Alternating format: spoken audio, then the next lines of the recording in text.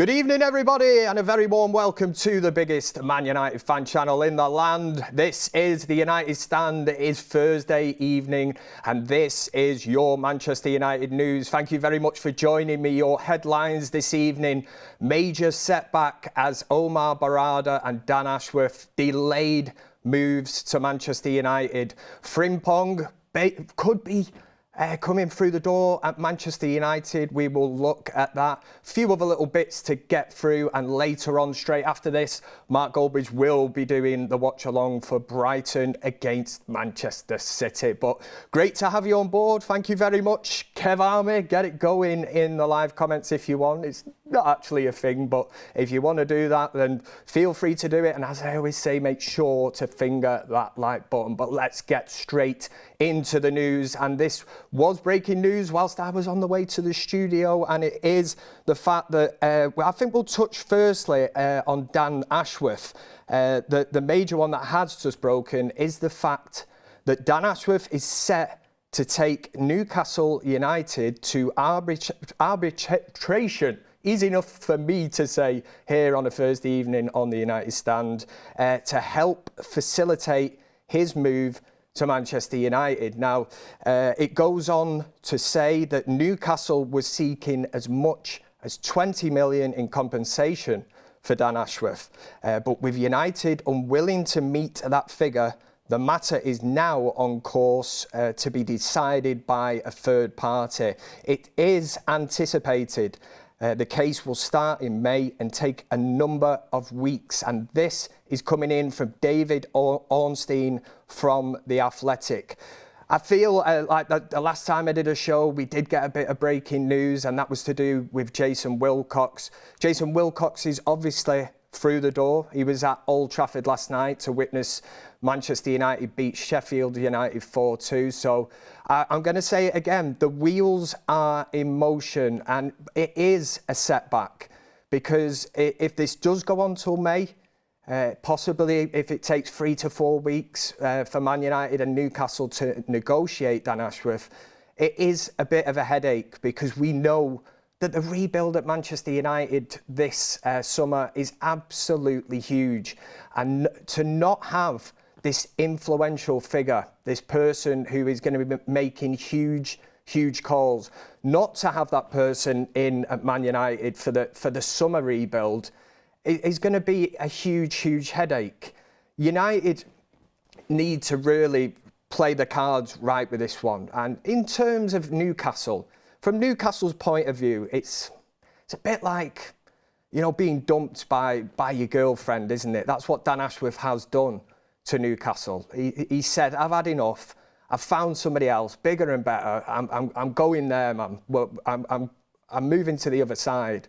So Newcastle are playing that kind of clingy role at the minute. They're just hanging on, hoping that Dan Ashworth, you know, just let him go. Let him go. But I understand football, the way it works. It obviously comes down to money and the compensation package. But the money that is being spoken about at the minute, I mean, they are worlds apart from what Manchester United actually want to pay Newcastle in compensation. And when you look at what Newcastle actually want, it's huge, absolutely huge. So these things in negotiations usually work out. They will find a middle ground. We will have to see how that one pans out. But obviously with Jason Wilcox through the door, this is the start of, you know, Sir Jim Ratcliffe's his revolution at Manchester United. And I really do. I sit there sometimes, and I find it very sad that we're actually in a position as football fans that we are applauding appointments of CEOs, you know, whoever it may be, of boardroom members. You know, how did it ever come to this? How do we find ourselves in a position we should never be doing this in a massive organisation like Manchester United? Yet we're all getting giddy and applauding it. Now, this is the news, but what I'm trying to say is the club should never have been neglected in this way. And it's only the fact of the Glazers neglecting it. Yes, it makes money off the pitch. It always has. It always will. But that's not enough. And too many wrong appointments by the Glazers, bringing in somebody like Ed Woodward. You know, he was a banker. Got that one right, got my words out. I could have said another word, you know, that starts with a different letter, which would have still been very fitting for Ed Woodward to sum him up. But he wasn't a football person. We know what has happened over the years, and Manchester United has been hugely neglected. So I do find it difficult sometimes that we're in this position, massive, huge club like Manchester United, and we are applauding the fact that now United are making waves. That wasn't even a wave, that's a wave. And, you know, we're applauding the Omar Berrada, your Dan Ashworths, your Jason Wilcox, because as Jim Ratcliffe openly says, he wants best in class, you know, them three words, which, if you're talking about best in class, that's the reason.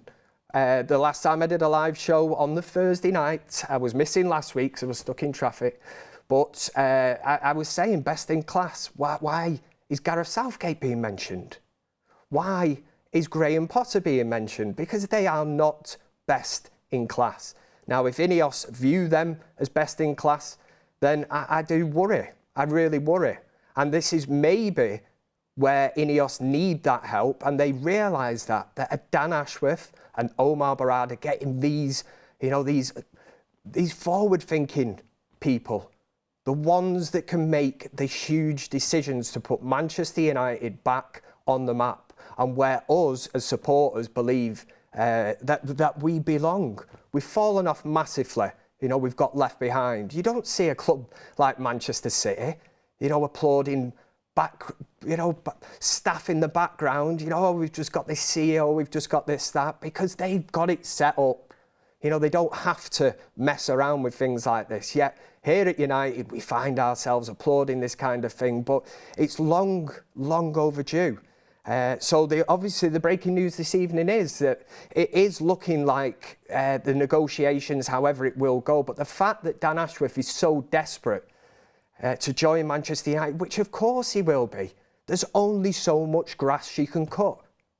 And Omar Berrada will be the same. They don't be sat at home cutting grass, you know, watching Loose Women or whatever on the telly. They want to get back to what they're good at, making really, really good decisions. The Omar Berrada one is an interesting one as well, because we are hearing that it could be July at earliest. That Omar Berrada comes through the door at Manchester United as well. And it is a worry. It is a worry because Jason Wilcox is through the door. We know we've got him, sound as a pound, but we need the rest of the network put together because it's going to be a huge summer. And I do worry slightly because we need to get these people through the door.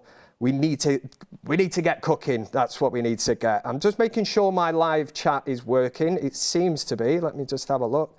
Obviously, if you want to get any super chats in as well, there's a couple in here already. It is my favourite person from the super chat kind of comment section. Patrice Evra, I love this game, is in the house. Says, Kev, you like me or am I not a club legend to you? Patrice, you will always be a club legend to me, sir. Absolutely brilliant. Yeah, me and you we share common ground because I don't like Luis Suarez as well. So I'll always stick up for you, Patrice. Thank you very much for the super chat. And Jody says, Viva Kevinio. There's a new name. Loving your shows, brother. Eric Ten Hag in. Love that. Bit of positivity, as I always say. I try to sprinkle a bit of that whilst I am on the United stand. And the Eric Ten Hag in bit is a huge statement at this moment in time, because I do think there's fans that are kind of swaying left and right, and is Ten Hag the right man? But I touch back, and that feeds in nicely, thank you very much, Jody, to the fact that we need to get this network, the top brass, should I say. We need to get them in, because ultimately they will have a main decision on whether Eric Ten Hag is going to stay at Manchester United. So it's a massive summer. There's going to be a huge influx, I think, of players leaving, definitely. We know there's going to be players leaving on free transfers. We know that people will want to leave for more game time, and United will want to make signings as well. So we need to get this sorted. But I would say, from my point of view, the fact that, like I said, at the risk of repeating myself, the fact that Dan Ashworth is looking at taking this to a tribunal now, God, why am I struggling with the words tonight, is a good sign. I think that is a good sign. The worry is that it's going to be maybe July, but if we have to wait for it, we have to wait. Let me just have a look. Let me just see. Yeah, Berrada, sorry, I was just reading very quickly on it. Berrada, mid-July. Yeah, it is a worry. Ten Hag needs all the help he can get, doesn't he? But let me know what you think in the chat as well. Love to hear your thoughts. Is this a setback for Manchester United, or is this the saga that is kind of coming to an end, a close? Because we are all fed up of it. We are fed up. Let me just say now that the other piece of news that we have this evening is regarding Jeremie Frimpong, Bayer Leverkusen. They've just won the Bundesliga, first ever time in their history, and it seems that Manchester United could possibly be making moves come the summer. It's a position that has quite thrown Kev. I'll throw it out to you, the community as well. What do we think on Frimpong? He's somebody that's been mentioned a hell of a lot here on the United stand, but the fact that he is a right back, attacking right back, 13 goals this season in all competitions, I think 11 assists as well. I speak highly of that. I do look at it, but I didn't really see right back as a problem kind of area at United this season. But we do have Wan-Bissaka, we do have Diego Dalot, who for me is, I think he's up there possibly as United's player of the season. He has been consistent. We do have a quote here that is from the United Stand Twitter page. It says that Jeremie Frimpong's financial advisor has opened a property company based in Manchester. Incorporation date was April the 24th. There is a possibility he will join Manchester United this summer. That's a source close to the United Stand. Our very own Sam C was all over this evening and has put that out as well. And I do look at it. Frimpong has been absolutely sensational for Leverkusen. Leverkusen have had a great season. There is no doubt about that. But I'm surprised by it. I am slightly, because Dalot, I don't think, has done anything wrong. He is seen as an attacking right wing back, which you would probably class Dalot as. Maybe, and just maybe, this says more about Aaron Wan-Bissaka's future at United, because we talk about best in class, what Ten Hag probably wants at United, what the Wilcox, Berradas, Dan Ashworth will want is competition for places. In any walk of life, in any business, you will want people competing against each other. We look at certain positions at Manchester United. I won't mention them at this moment in time, but there's people literally getting a free hit every week. It doesn't matter how you play, how you perform on the field. You're all right, mate. You'll be in the starting 11 next week. It doesn't matter how you perform. And it should not be like that. We need healthy competition for places. And Frimpong, it is being reported he has a release fee, roughly around the 34 million mark. It probably represents very, very good value for money. And again, I wonder what that does for Aaron Wan-Bissaka at Manchester United. It probably spells the end of his career at United, because two players fighting for one position, for me, is healthy. Great competition for places, but bringing in Frimpong, Aaron Wan-Bissaka, he's almost the spare part then, isn't he? Free as a crowd. And I would probably think that United would look to move him on. And I think it's testament to probably Dalot that he's played that well this season. He's reclaimed and made that right back his own. But what a great bit of healthy competition to have at Manchester United. Let me know what you think in the comments section. I will jump very quickly into the super chats. And thank you very much. I always say this. Who was it last week? Somebody threw in, Kev, why do you look like De Zerbi? It was a low blow, but it was a different one from the usual lookalikes that Kev gets. I did go home. I had a look at picture of De Zerbi and I thought, yeah, I get that. I'm with it. So I had a little laugh to myself. But Jake Riley, thank you very much. Here, Thursday Night United Stand, said, Kev, you're killing it. Is that a good thing or a bad thing? Me and my son, Jake, loving the show from Jake and Derek. Well, Jake and Derek, thank you very much for tuning in here on the Thursday evening. I did miss last week, so I'm just trying to get back into my rhythm. As you will know, the Thursday night is a little something different here. But again, we do address the news. I will always address the chats, certainly the super chats and that. Soami Coley says, Kev, oh no, that was the same one, says Frimpong will challenge Dalot. Aaron Wan-Bissaka, not the 1-2. I agree. I agree that he will.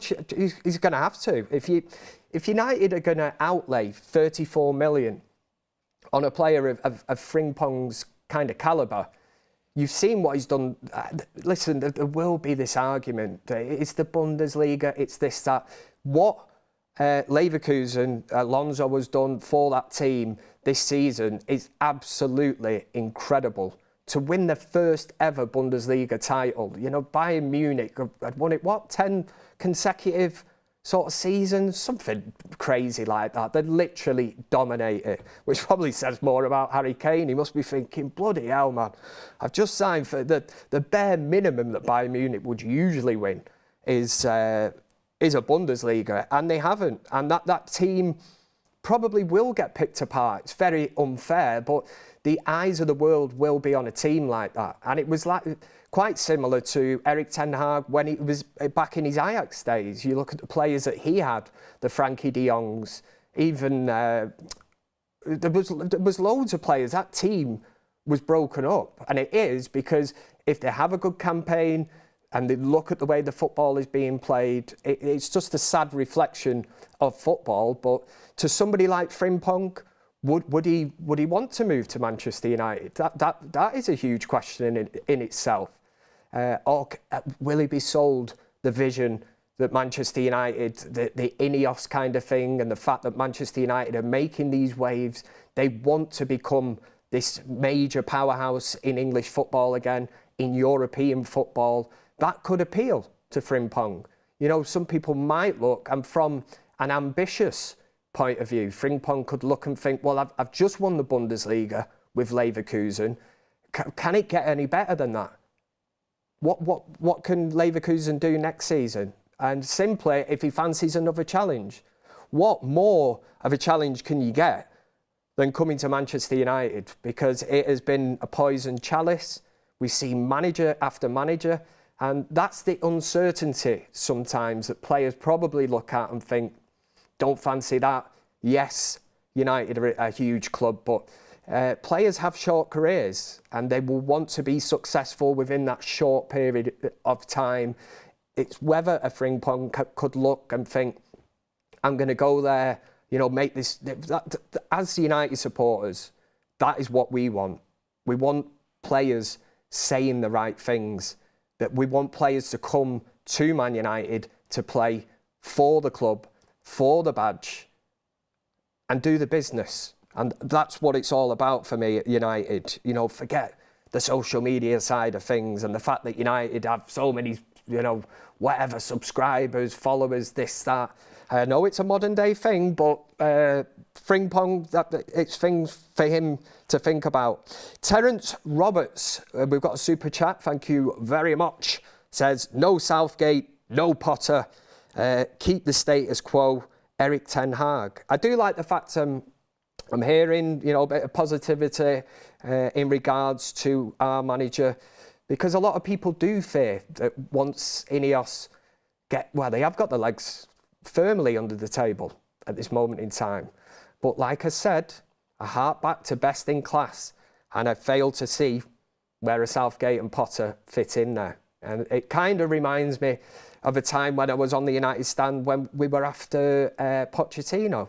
And I come out with my little quote, didn't I? And I said, you know, he's not even the man for Paris Saint-Germain. You know, how is he the man for Manchester United? And at that moment in time, I wanted Erik ten Hag. That is the man that I wanted, and I'm still behind it. I've met somebody the other day, just walking down the road, somebody I've not seen in ages. Straight away, he's into me. Kev, I'll ask you questions. One word answer I want. The first one, Erik ten Hag, yes or no. You know, keep him, get rid of him. And I said keep, and I keep getting sort of tarred with this brush of people that say, oh, it's because you're on the United stand, it's because Goldbridge, you know, is pro, you know, kind of Ten Hag. It's not. I'm ugly enough and old enough to make my own decisions on this. You know, nobody is in an earpiece saying, keep it Erik ten Hag, we need to keep it in and that. We all have a difference of opinions. And at the United stand, on the fan forums, it's split. I think it's split on the forum that we're at.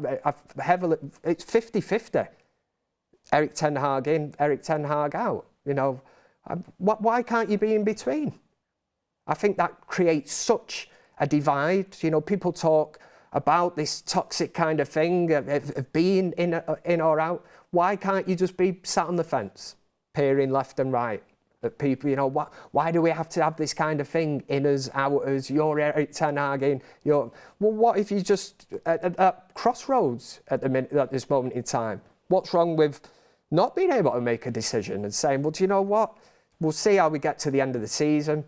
Possibly the greatest outcome now at this moment in time, a Europa League qualification, and obviously an FA Cup. If we could win that, does that bide time for Erik ten Hag at Manchester United? I would say it would. You know, we've seen what happened when Louis van Gaal won the FA Cup at Manchester United. I remember being on the coach back from Wembley that evening, breaking news, Mourinho in at Manchester United. We're all like, bloody hell, it's a bit harsh. You know, I liked Van Gaal at United. If we'd have given him a bit more time, you know, but we can't look back. It's all hearsay, isn't it? What if? What if? And that has been United, since Sir Alex Ferguson left. Just silly decision after silly decision. We bring in a Mourinho. Mourinho should have been at United years before. Probably should have been the man to succeed Sir Alex Ferguson at United at that stage in time. But no, we went with David Moyes, the chosen one. Nick James, super chat, thank you, sir, says Dalot can play left back, don't have to buy a left back till 2025. Nick James, that is a very, very good point, because I was mentioning, and let's go back to the Frimpong thing, because people are commenting in the comment section, the fact that Luke Shaw, we cannot rely on Luke Shaw purely because the injury record is absolutely terrible. Dalot is versatile, yeah. So if Frimpong did hammer down the right back slot, you have got Luke Shaw, injuries, you know, you have to manage Luke Shaw. He's not getting any younger. You know, if you want to rotate things, Dalot has that versatility that he can play left back. And that is a huge, huge thing. Because Frimpong, I think it'd be a great signing. I'm not going to lie to you. I think he'd be a very, very good signing for Manchester United. But that is a really good point there on the super chat. I'm just going to have a look there. Yeah, Nick James, I haven't got a hat on, but if I did, I would take it off to you, because great point that. It's all about versatility, isn't it? And Sir Alex Ferguson built so many great teams on that. He had players that could literally play different positions. They weren't just one position. I think back even to utility players like Wes Brown, could play right back, could play centre back. Phil Neville, for God's sake, he wasn't a world beater, You know, I've seen him playing centre midfield, doing a man-marking job on Patrick Vieira once. Did a great job, couldn't believe it.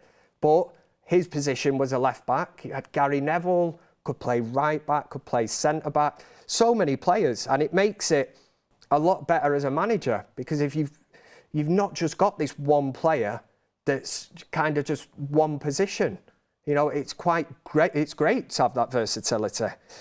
Let me just have a look at the I'm just making sure my live chat is working. That's what I do. But yeah, great point that, because the one thing we do need is competition for places. Frimpong, let me know what you think in the comment section. I'll just have a look and make sure that everybody is there. Yeah, I'm all up to date. Let me just see. Yeah, can only be a good thing. Obviously, Manchester United will be linked to so many players. Even Frankie de Jong is getting mentioned again. And when you hear that name, it's almost like Groundhog Day. Because how many times can we go through this every single summer? I do believe that Erik ten Hag would obviously want, is a player that he has worked with, and Manchester United would want to sign him, because it's becoming very, very obvious. In the centre of midfield, we were talking about it on the fan forum last night after the game, that the players like Eriksen, players like Casemiro, they were brought in when we were very, very short in that midfield area. And it was a problem area that we needed to address. Now, the only thing about signing them two players at the age that they were at that time is that there was no longevity. It was just a short-term fix.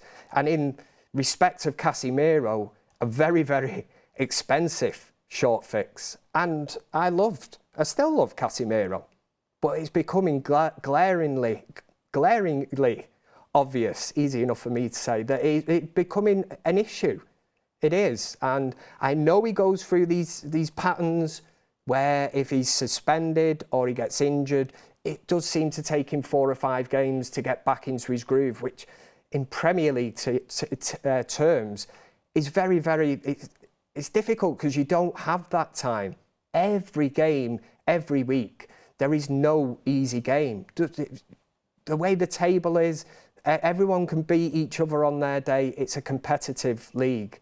And we've not been able to rely on Casemiro this season. I thought he carried us immensely last season, instrumental in us winning the Carabao Cup, same getting to a final of the FA Cup, which obviously, unfortunately, we didn't win that, and even finishing in the top 4.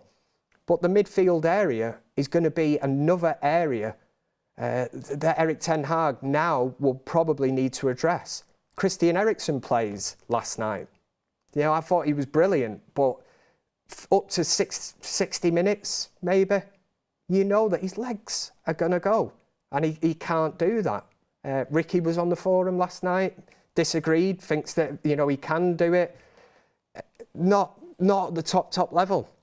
A lot of these teams now have younger, faster players in these positions, and we are just getting massively overrun. The Casemiro drop-off has been it's been stark, to say the least, because what an influential player he was last season.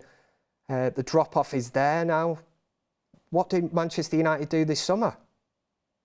We're going to have to sell players to buy players. And when you're looking at a player, you think, what was Casemiro, 70 million? For a player that we might get 2 seasons out of. There was people saying this when we signed him. You might get 1 good season. I was like, shut up. What are you on about? You know, thinking it was just rival fans. But there has been a drop-off. And at the age that he is at now, maybe he's a player this summer that you would be looking at and thinking, would a Saudi team come in? Maybe offer, you know, a ridiculous sum for him, considering his age. I think they would. But it does come down to what Casemiro wants to do. Does he want to go to Saudi Arabia? You know, don't get me wrong, financially, great move. But the football side of things, we have seen players go there, don't fancy it, did they? Well, even Jordan Henderson, for God's sake, you know, he went there, then realised it was going to hamper his chances of being in the England squad. Casemiro now coming to the age that he is, he might look at it and just think, well, this is the retirement home. You know, the Saudi League is more or less like what the American kind of soccer league used to be. So it's one to think about, because we're going to have to get money in. Financial fair play comes into mind. And this is where I can bring that beautifully back to the start. If you've just joined us, obviously Dan Ashworth is looking at bringing Newcastle to court. He's looking at bringing them to court to try and speed through his move and basically remove this deadlock. We're at deadlock at this moment in time. And he obviously wants to move to United. He's made no secret of that. INEOS want him in, and Berrada as well. But it could be around July. And I know some of you might think, well, Kev, it's only a few months. A few months in football is a massive, massive thing. And especially because it is this time of year. Summer transfer window. You know, there's going to be so much movement. To get these people in at the top, and these are the ones that are going to be making the calls, contacting agents, looking at the style of play of the club, a total overhaul. Can we wait till July? No, and this is where United will want to speed it up. Of course they will, because it's in our interest that we have to do this. We've got a couple of super chats, I think, have just rattled in. Let me see. Tony says, Kev, you are a worthy sub any day. How's Steve, by the way? Steve, well, I was going to be totally honest, is an absolute knobhead. That's what that man is. I have to work with him every day. Always coming out with crazy stuff. Always coming out with stupid things at work. Like the most recent one. Watch the most recent Van Camp from yesterday, if you missed it. I know it's a bit behind the time now because it was a preview for Sheffield United. But yeah, he was trying to tell me that he once beat, what was it, Megan Fox at swing ball. Honestly, absolute chancer, that lad. Nick James in again says, if we sell Casemiro, which CDM can we bring in? Good question, because they're very sought after, aren't they? We thought we'd address this situation, Nick James. We did, when we signed Casemiro. And maybe a lot of us got carried away. I know I did. I remember being on holiday, went out and had a few pints on the strength of it when I heard it, because I just did not see it coming. Sometimes you get a transfer where you just hear absolutely nothing about it, and then bang, it's done, it's announced. And the old days used to be like that. It was brilliant. Remember finding out Andy Cole had signed for United whilst I was at school. One of the teachers had read it on teletext, showing me age now. So me and my mate ran home, we didn't know what was going on. No mobile phones or anything back then, no internet. My house was the nearest from the bus stop, running, door open, teletext, bang, there it was. Andy Cole to Manchester United, 7 million. But who could Manchester United bring in to replace a Casemiro? Or do we have a total overhaul of that position? I think it has to be. I mentioned Frankie de Jong before. Kobe Mainoo, he has the attributes to play that role. It depends whether Erik ten Hag looks and thinks, I want to get Kobe up the field more. Is he more dangerous there? Or if he's got somebody that he can actually rely on and sit and play that deep midfield role, then maybe somebody else can bomb on. Maybe it could be a Frankie de Jong. But the worry for me is, and the money does come into this, it's a huge issue with financial fair play and the restrictions that are put on these clubs now, is it's not going to be cheap. And this is where outgoings this season are going to be absolutely critical. And it's where Man United can claw back some of this money. It's the reason in the last transfer window that supporters, the likes of myself even, I was on the United stand, and it sounds awful because you knew you could get decent money for a Scott McTominay. You knew you could get probably, when I say decent money, if we're talking 20 to 30 million for a McTominay, maybe roughly the same for Harry Maguire, then you start building this thing, well, we can bring in 60 million here nearly from two or three players. It's going to be very, very difficult. And the issue Manchester United have had in past years, hasn't been acquiring or buying players because they have splashed the cash. You know, let's not beat around the bush here and make out that United haven't spent money. You know, even under the Glazers, they have spent huge amounts of money. But it's the kind of personnel that they have brought into Manchester United that has been really, really questionable. Maybe Casemiro goes down as one of them decisions. You know, would INEOS at this moment in time, if we rewind a couple of years and let's say Sir Jim, Brailsford, let's say we had that hierarchy that we're hoping to have Berrada, Ashworth, sorry, I'm including myself in this one, Ashford. Would they have signed this one off if United were after a Casemiro? Or, footballing wise, would they have made quite a clever decision and gone, well, Real Madrid want this kind of money, let's say, what was it, 70 million. They might have bulked at the fee, but they might have looked at the attributes a player would bring, but at the end of the day, looked at the age range of the player. And we're hearing whispers in that you look at the players that United are being linked to. I've mentioned earlier Frimpong. We were looking at players like Elise from Crystal Palace. You know, that mid-20 range bracket. And these are the kind of players now that United need to be looking at. Maybe stop with this, you know, that 30, I don't want to be ageist, but you know, up near 30 years old, if you're paying 70, 80 million for a player, I don't think under this new regime, especially INEOS, that they are going to sign something like that off. The same way that I always say that Erik ten Hag needs help. I think he does deserve to work under a new regime, one that has structure, one that maybe he's just been left to his own devices at United. But I always stick by the fact that he should have never... How is he allowed to sign Anthony for that amount of money? Who signed that one off? It's absolutely crazy. It doesn't matter whether Erik ten Hag wanted him. You know, he can go in there and say, this is my guy, he played at Ajax. You go, all right, sound, but this is where you need that director of football, sporting director, whatever it is, the structure there, because you need constructive conversations where you go in. And he should be able to try and convince a panel or whatever it is and say, I want this Anthony. Right, talk to me. Well, how much is it? You know, he's going to be... And the negotiations with Ajax were absolutely ridiculous anyway. But under the new regime, maybe he will go in and they'll say, not a chance. Or they might go to Ajax. They might ask, and once they're told it's 90 million for Anthony, somebody will push back on that and come back. That's how football should work. Clever decisions. Because there's no doubt in the past, some of the signings have just been absolutely horrendous. Angel Di Maria springs to mind straight away, the old snake.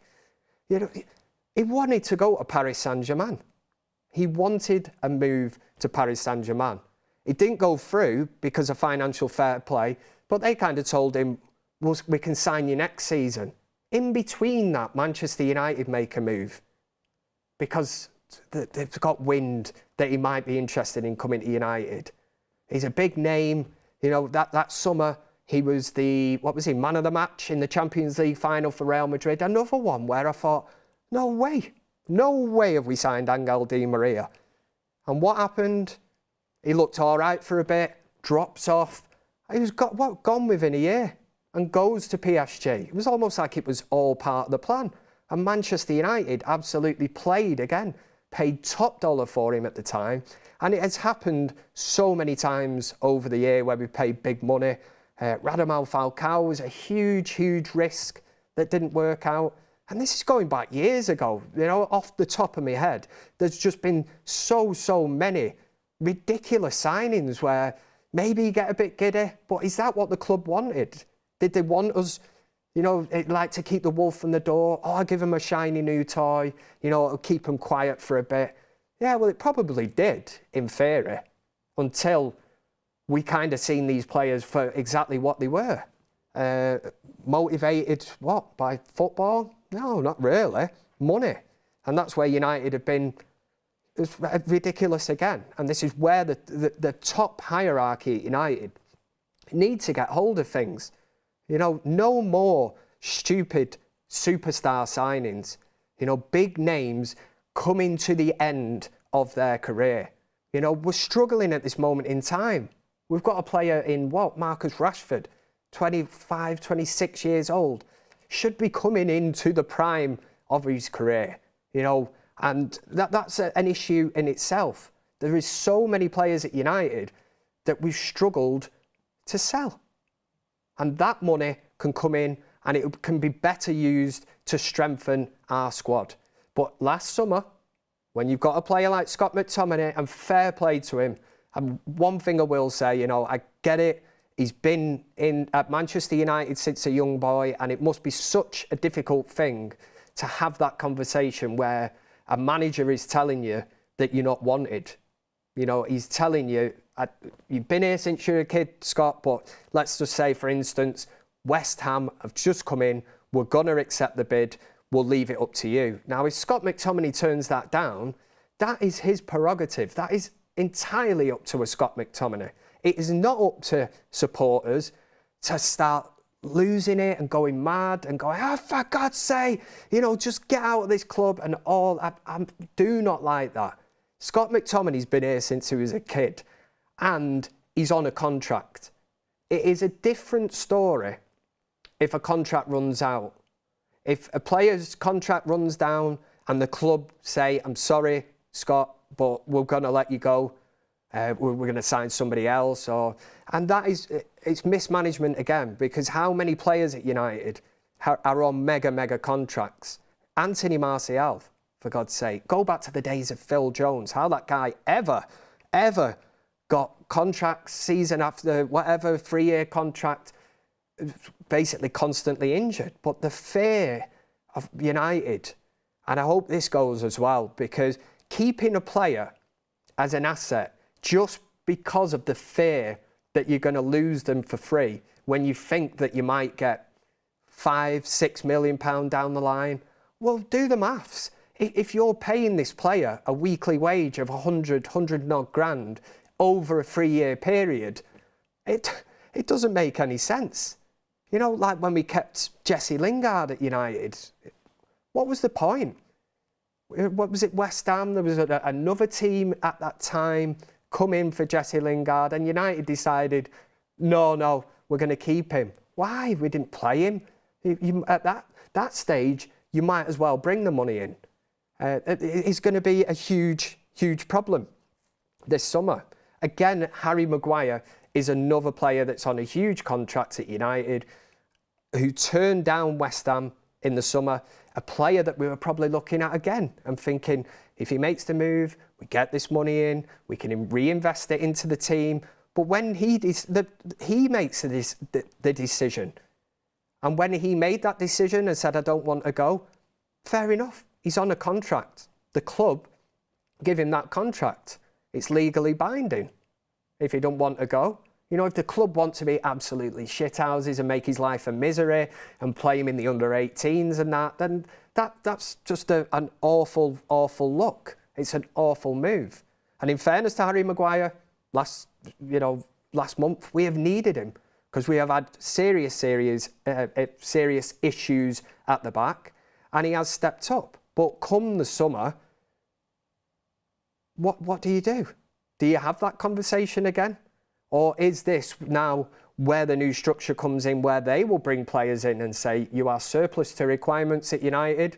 If you want to ask your agent to start, actively looking for a club, then that is something that they're going to have to do. But I get the impression that Erik ten Hag has been left to do a hell of a lot on his own. And I know that a lot of you, I see the comments, I know that a lot of you have had it with Erik ten Hag.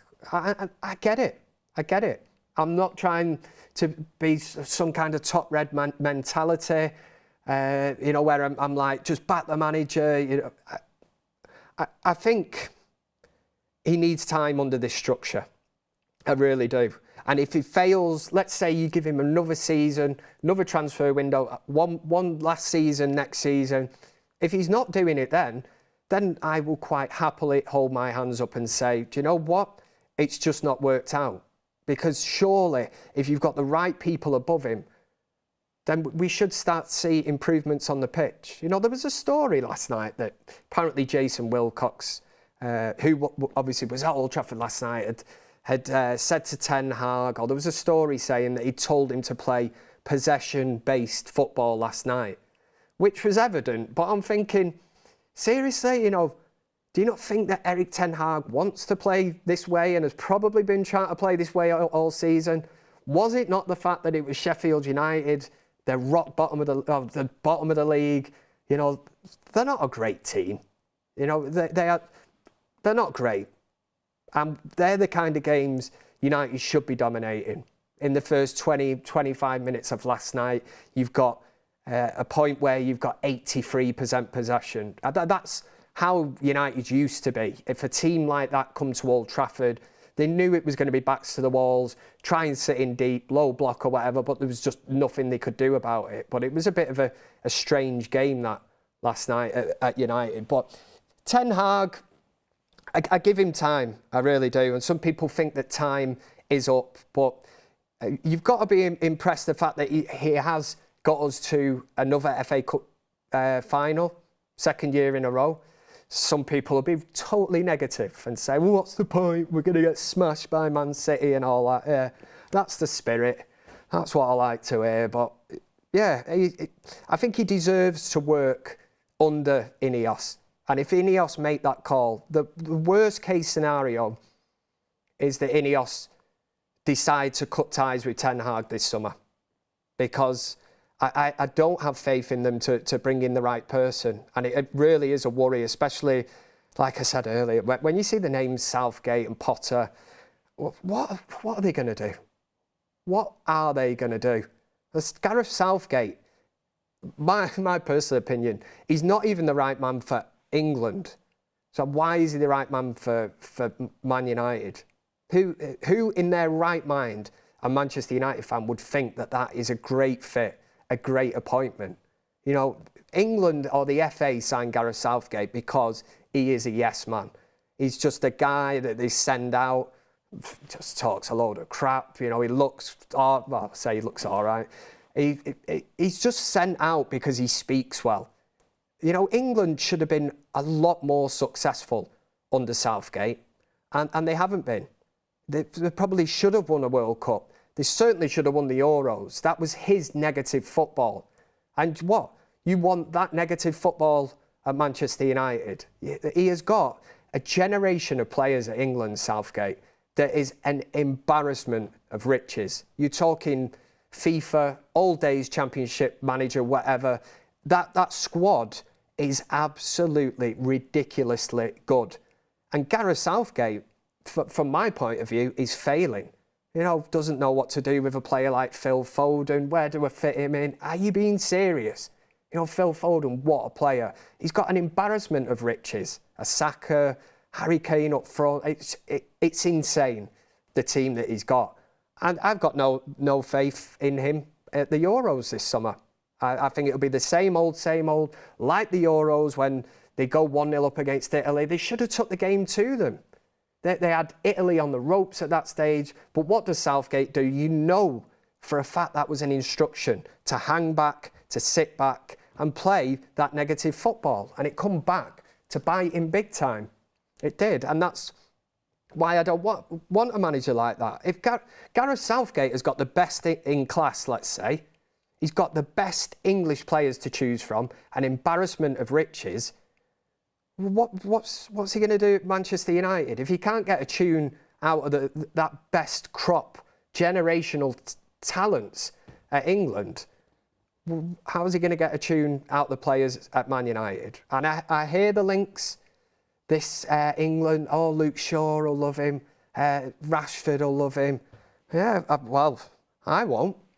I will not be down for that one bit at all, because I just think it's a real negative move from United if they do that. I'll be there outside Old Trafford if Southgate gets announced. I'll have the old pitchfork out and stuff. But Terence Roberts Super chat, thank you very, very much. We've had a good few of these this evening. Always like reading them out. I must say, I am delighted not to have a lookalike on here this evening. So we'll stick with the one from the other week. De Zerbi lives another week. But Terence Roberts says, Kev, you look like... Oh, for God's sake, we have got a lookalike. Kev, you look like V from Vendetta. Remove the mask. Cheeky bastard. I don't know. Oh. I've just heard in my ear, there's been a few more. What was that, producer Ryan? John Travolta and Lee Sharp. I'd take Lee Sharp. I can do the old Sharpie shuffle if we need it. John Travolta, I don't know. John Travolta to me looks like a man who has had intensive face reconstruction and whatever. And if you're trying to say that about me, I don't get that. Honestly, I don't know. And somebody said this to me the other day, a person who can have so many lookalikes. You know, usually if, I don't know, you've got short hair and you're ginger, you know, he's Paul Scholes, I don't know, he's small, he's Scholesy, and that is it. But me, why is there so many? There is such, honestly, the scale, we're off the scale, we're at one end of the scale, the other end. De Zerbi, I'm digging that one. I'd never been called it myself before. And then we've got the usual ones, you know. The teabag one from Prison Break really did, you know, kill me. Somebody threw that in the comment section once. I'd never watched Prison Break, had to Google it, and he shot up and somebody told me the kind of character that he played in Prison Break. I was like, for God's sake, man, it's absolutely horrendous. I know it's only a programme like or whatever, but yeah, everybody's in there. Rusho Mano, thank you for the super chat, mate, says, oh, I thought it was another lookalike, says, looking smooth, Kev, pal. LUHG, which in the United Stand community we know as Love United, Hate Glazer. Thanks a lot, Rush Mano. Somebody, you know, it's very rare that in the comments section anyone would say that Kev looks good, but to say I'm looking smooth, I totally dig that. That is one that I can take away from this studio this evening, and I'm absolutely delighted with. Love the ending to that as well. But I will have to look up V. Kev, you're looking like V for Vendetta, remove the mask. I need to look up that one. Obviously, it's going to be really bad if you're... I've got a mask on, that's what you say. It's like that old joke at Halloween. I had that actually. Took my two sons out, you know, where you look after them. Got to be careful these days and all that. You can't just send them out trick-or-treating. You don't know whose house they're knocking on or whatever. So I thought, I'll go around and be the bodyguard. Knocks on the door, me two lads.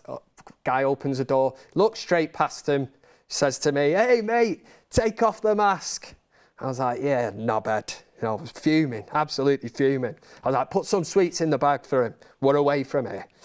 Universal Soldier says, you look like a young Morgan Freeman, Kev. How is that even possible? How?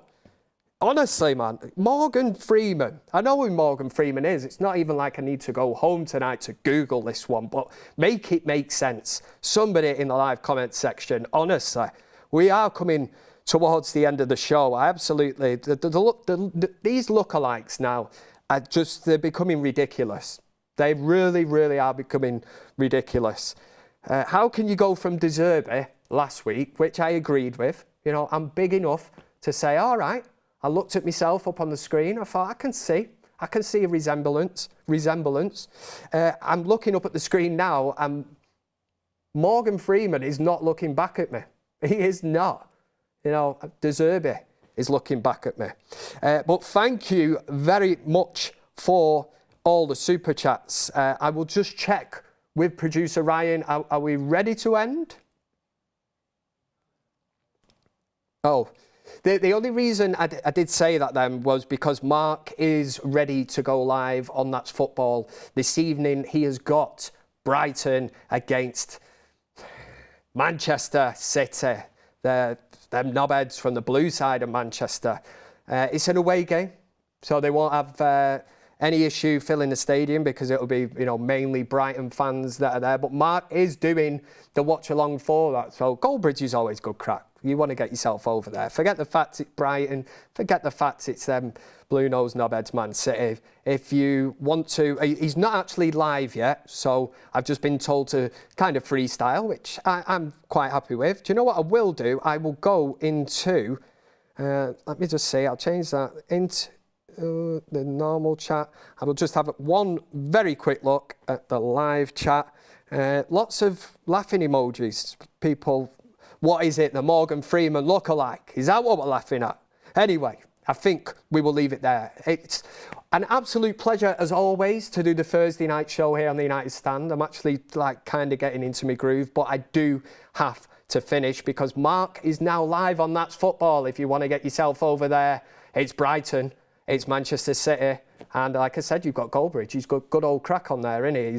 He's a funny guy, he really is. But get yourself over there. Thank you to everybody who's joined me in the live chat. The super chats off the scale as always. I would like to say thank you very much, and I will end with my signature line, which you should all know by now. If you want to join in, you can join in. We probably won't because it'd be incredibly sad. You might be sat on the bus looking at your phone and you shout out and you say, "You've been watching the biggest Man United fan channel in the land. This was the United Stand. Good night."